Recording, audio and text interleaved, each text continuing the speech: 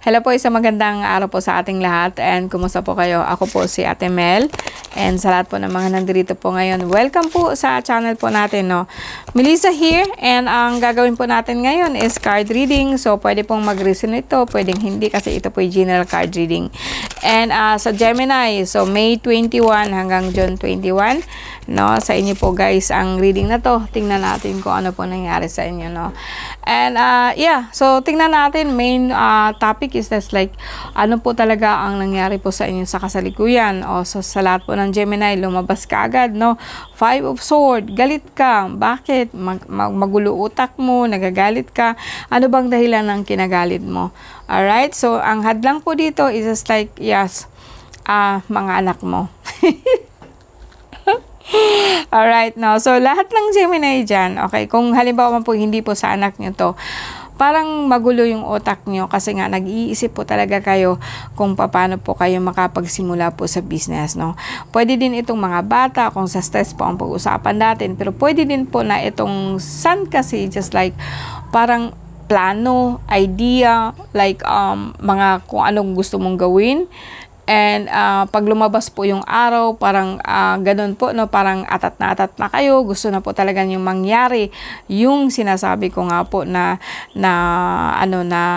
negosyo, no? O sabihin po natin na, okay, sabihin po natin na galit ka sa mga bata. Parang itong mga bata sa'yo nagpapasaway po sa di mo alam kung paano po sila dadalhin, paano mo sila aasikasuhin or paano mo sila i-handle, no? So sa mga nanay dyan, ganun po ang problema. Now sa mga youngsters po, pwedeng sabihin po natin na kung minsan mainit ang ulo mo lagi, no? And yeah, dahil nga po sa ang Gemini is like isa din po ito sa mga tao na gustong agad-agad, no? Like gustong magbago agad-agad, no? Ito yung mga Gemini po, no? And sa ngayon, so tingnan natin kung ano yung iniisip niyo right now, no? Kung ano yung conscious mind niyo. And meron po kayong hinihintay, no? Ano kaya ang hinihintay ng Gemini, no? Kasi po dito like like ang una natin, yes, meron kang project, pwede po mga bata din. Ito naman po sa 9 consciously, meron ka pong hinihintay. 9 of Wands, waiting. Parang sa akin, you are very relaxed, meron kang hinihintay. And ano po yung hinihintay mo? Tingnan natin, no? Ang subconsciously, 5. So, well, okay, Gemini, so sa ngayon, ang subconscious mo is still magulo. Magulo po ikaw. Magulo po ang workplace mo. Pasabihin po natin ang negosyo mo. Magulo kasi ang utak mo unang-una dito nga. Ang iniisip mo kasi magulo siya, paano po talaga siya, you're worrying about something and then meron ka pong hinihintay and then ito yung conscious mo, no? Itong project gusto mong simulan and meron ka pong hinintay, no? And ito naman po subconsciously, no? Magulo kasi talaga po ang iniisip mo. It's just like ang 5 of Wands is just like meron siyang kasabay po ito sa work and or probably sabihin na business or ikaw, and iniisip po siya kung paano, not in a very negative way kasi mas negative itong Knight of Sword, no? Kasi ito kasing 9 of Wands is just like maraming mga tao na parang tinetesting kung ano po yung lakas mo, tinetesting kung ano po ang kakayahan mo, tinetesting kung kaya mo ba talagang panindigan po yung mga sinasabi mo or kaya mo bang panindigan yung trabaho mo. Ito yung pinaka-deep meaning po ng para sa akin, no? And ito yung subconscious mo, no? And then tingnan po natin in the past kung bakit po, no? Bakit ka po nagkakaroon ng ganitong klaseng subconscious, no? And ito po, no? Etong the Empress is like in the past, no, ito yung mag-correspond po na sa atin sa nature na kung saan pwede pong maaari pong delay. Ito po maaring delay, ang grasya na hinihintay mo, delay. But in this deep level po actually ng ating pagkatao is just like ito po yung tinatawag po natin na mahal na ina, na kung saan pwede siyang magiging negative, pwede po siyang positive, depende po kung ano po yung kasunod. So, pwedeng sabihin po natin na etong gulo ng utak mo, Gemini, is hindi ikaw to. Merong nagbibigay sa iyo ng problema. It's just like etong entity na to kasi I don't like this entity, lalo na kapag negative po siya, kasi lalabas po kasi ito na is an old woman, which is old power. Sabihin po natin na witch, pero pinapagulo po siya. Hindi siya yung energy po na kung saan mananakit siya sa iyo bodily, no? Pero magaling po siyang mag-twist ng mind mo, papaguluhin ang utak mo, hindi ka makakatulog. And ito yung magsasuggest sa'yo kung ano. Ito yung taga-bulong po, no? Ito yung ano. And this old soul actually is like an old power or old na kapangyarihan na kung saan descendant po ng ating family. And baga sa akin, ito yung nakasubaybay sa'yo. Ang akala kasi natin pag namatay yung ating mga ninuno, wala na sila, no. And may mga topic ko, alam ko pong mahirap po siyang ipaliwanag. I don't want to discuss it here, lalo na pagdating po sa card na kung saan physical lang pong pag-uusapan po natin, but I cannot really help it. Pwede din po kasi na naghihintay ka po ng grasya. Ito, naghihintay ka po ng grasya. Pwede po sa mga natural po, no, na mga tao. Ang Gemini kasi more on spiritual, more on sa mind. So, itong hinihintay mo, pwede pong nag-iisip ka kasi ng delay na parang ang tagal po ng hinihintay mo. Pero ito talaga po ay grasya siya. So, depende siya kung saan po siya nakalagay. But since, I would say na in the past, then ang kasunod po kasi na card po is just like, talaga pong galit ka na kasi ang tagal po, no? Ang tagal po ng pagdating na kung inaasahan mo, kasi hindi ka po makapag-umpisa, kasi ganito nga ganyan. Ito yung, kumbaga, more on magiging practical approach po kung saan babase mo po siya sa physical aspect po natin. I'm sorry po guys kung talaga po minsan po mas malalim po ang pagka-explain ko, since na I'm not using card for physical. I'm always using card for spiritual, something po na we don't see in our naked eye, but I can see it in something like hindi pa siya nagmaterialize ba, no? So, hindi pa siya nagmamaterialize. Ito po kasi yung way po ng reading ko, no? So, if you could, kaya po medyo minsan talaga pong paulit-ulit ko po siyang ini-explain, no? I'm trying na ang card reading ko is like mapunta dito sa physical na mundo natin, kasi ang mind ko kasi ay more in spiritual ba, no? Parang nakikita ako something that you don't see. And so ito nga ni po is like ito minsan parang mainit ang ulo mo kasi nga po may problema ka po sa hormonal imbalance, no? May problema ka po sa ano mo, sa mattress mo, then yung pagbubuntis mo. It's just all problem with hormonal imbalance kung talagang titingnan ko when it comes to physical aspect po ng sakit po natin, no?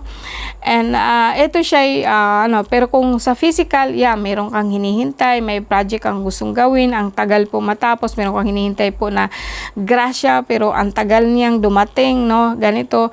And then dahil po kasi ito sa subconscious mo, which is actually always like ka po nagmamadali, since nga po ang Gemini is always connected to Mercury. Not at all kasi may mga Gemini po na connected po sila sa moon, connected sa sun, but this one is just like more on connected po siya sa Mercury, which is actually changed, no? Ito yung nafe-feel ko po sa Gemini so far, no?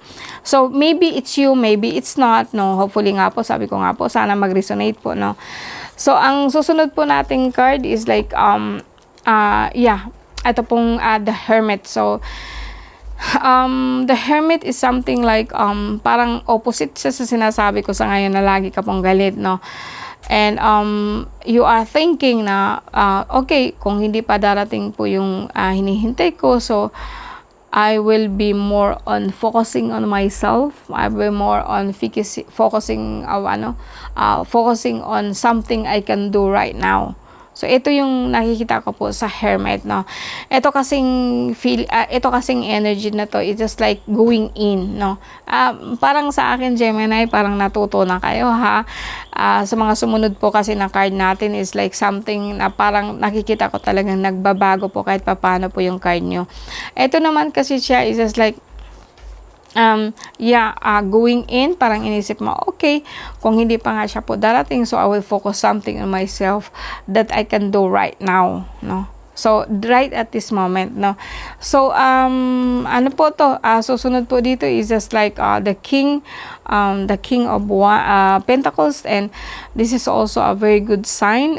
Magkatabi po sila. Although, sabihin po natin na ikaw po is nakatalikod po ikaw sa kung saan ang energy mo ay dapat nakapokus po siya sa pera. Alright, sundan natin para mas magaling ang pag-explain ko. Sige, ganito po siya. Pwede pong sabihin po natin na ikaw po, as I said, you're going in.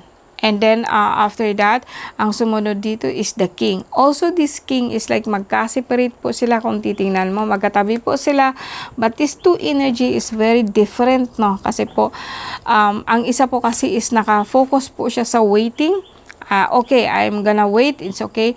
And then, nakatalikod po siya doon sa pera. So, and ang perang to, or something like this king of Pentacles is like, kasi meron po siyang meron po kasi siyang sasabihin sa akin or sa iyo, meron siya sasabihin sa iyo na ganito nga ganyan, parang lumabas po kasi dito is like the court, o sabihin po natin na the justice, no.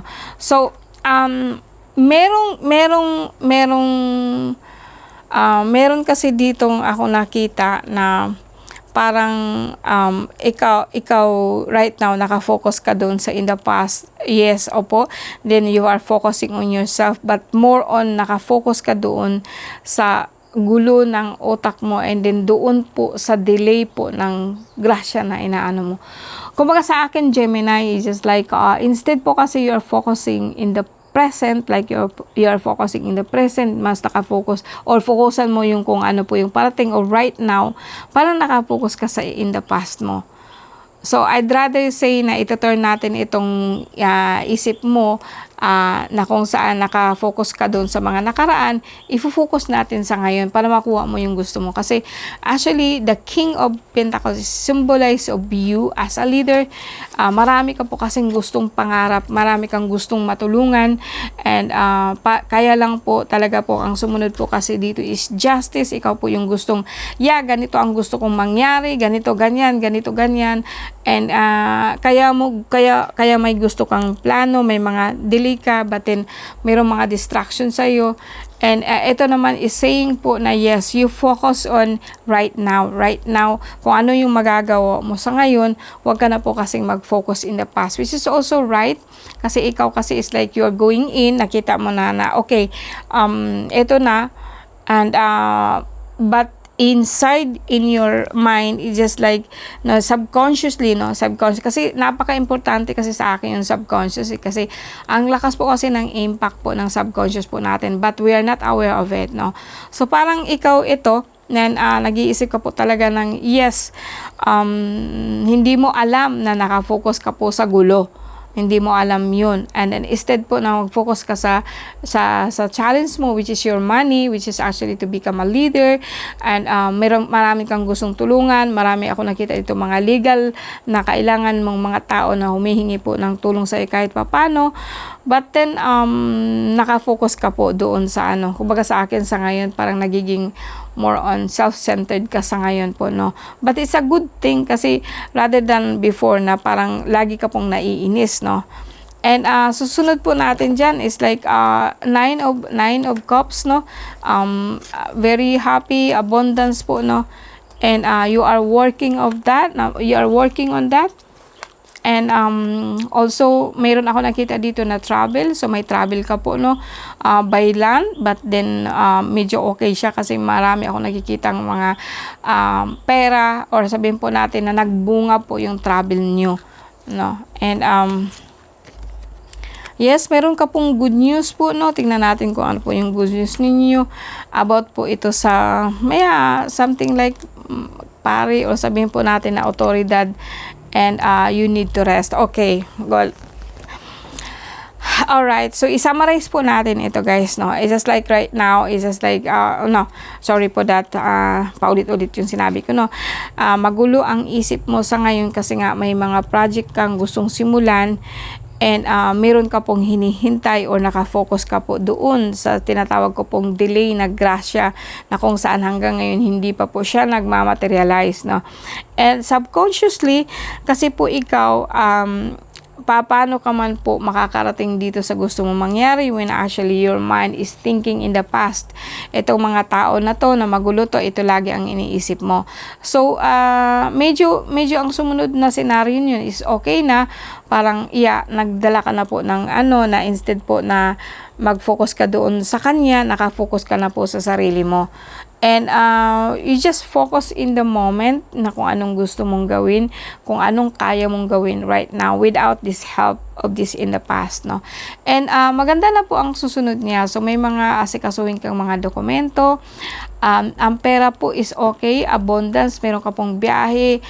And sabihin po natin na meron ka pong trabaho o tatrabahuin po sa ibang lugar, which is actually mangyari soon enough. And siguro ngayong mangyari ito ngayong Abril, no, na para pong may travel po kayo ulit. And may sabihin ko sa inyo, meron din po ikaw news, o sabihin po natin na ikaw ba yung magpapakasal, and then after that you gonna rest, or ikaw po ba is like may nagsisik ka po, or like ikaw Gemini ngayon na nanonood, parang naghahanap ka po talaga ng mas nakakaalam pa po kung paano mo makukuha yung gusto mo mangyari. So nagsisikap ka po na makapunta ka po sa kung sino man po na makapagturo sa iyo or makapaggabay sa iyo. And but then also you need also to rest, no? Parang sa akin is like actually sa ngayon parang maganda po ang nakikita ko sa Gemini, no? Parang madali siyang natuto na siguro nga iwanan ko na po to. Siguro guys, sa inyo guys, no, sa lahat ng Gemini dyan, like alam mong may problema ka, alam mong magulo talaga ang sitwasyon sa ngayon, and pinagsisikapan mo po ito na makafocus ka po sa ngayon so that magagawa mo yung kung anong dapat mong gawin. Kasi nakikita ko talaga dito guys na ang wino-workout mo hindi siya para sa'yo, kundi para sa iba. And ito talaga pong parang isang malaking project na gusto mong mangyari, which is always delay kasi nga po may nagsabotage, may nag-aano po sa'yo. But then, ang susunod mo kasi na card, they're all positive. And then sometimes you need to rest, no? Kasi sa mga taong Gemini, I think may nararamdaman po kayo sa heart, and sa may puson, may nararamdaman po kayong parang mabibigat po na problema po dyan sa puso niyo. But then all positive po, no? So good news po sa lahat po ng Gemini ngayon. Keep it up, no? Sana po nakapagbigay po ako ng magandang mensahe para sa inyo, and maraming salamat po. Bye po.